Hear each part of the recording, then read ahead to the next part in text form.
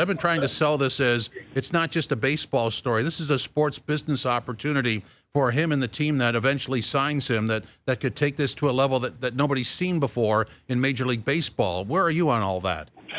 Hey, guys, I agree completely. This is the most interesting free agency we have seen in ages in Major League Baseball, maybe ever, because you are dealing with someone who is not just the best player in the league, but someone who is a marketing powerhouse. You need to consider how much money that will bring in, how many tickets that will sell, what that will do for your television rights, and the money involved not just in North America, but in Japan as well.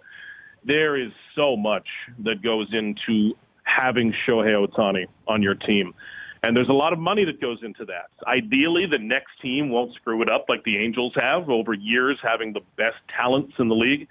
But man, oh man, when you picture Shohei Ohtani in an LA or in a New York on a good team, that is a scary thing, and there's a lot of money involved.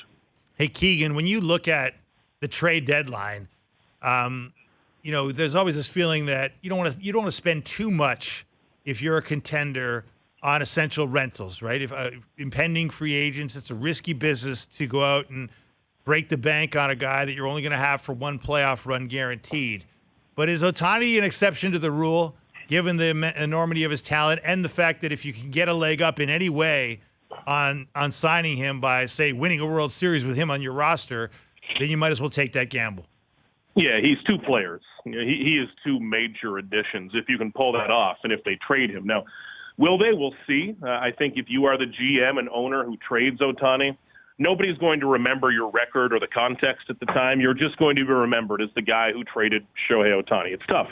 I hope a move happens, though, because that would be fascinating. And this is a guy you go all in on. You trade anybody you can, and that can be scary. But what I always suggest to people is to go back and look at your favorite team's top prospects from 2011, from 2008. There are going to be guys you have forgotten about completely. This is how prospects work, and eventually one will come back and bite you. That will happen. But more often than not, 5 years from now, you'll look back and say, okay, not as scary as we thought. If you're the Angels, I mean, oddly enough, you couldn't do it with Ohtani and other star players.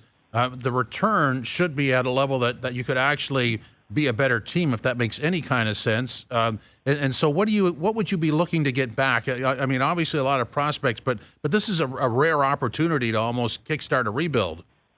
Yeah, that would be a franchise-altering, like we have not seen in a long time, opportunity. You would be asking for the other team's number 1, 2, 3, 4, and 5 prospect. You would be asking for a few more prospects. And depending on the team, I think you would also be asking for maybe a young MLB-level star who is already near or at the big league level and producing. Someone who isn't as much of a dice roll, someone who has maybe had a bit of success, at least in AAA, getting to the big league, so you can bet on this. But the starting price point is everything, and I think you come down from that just a little bit.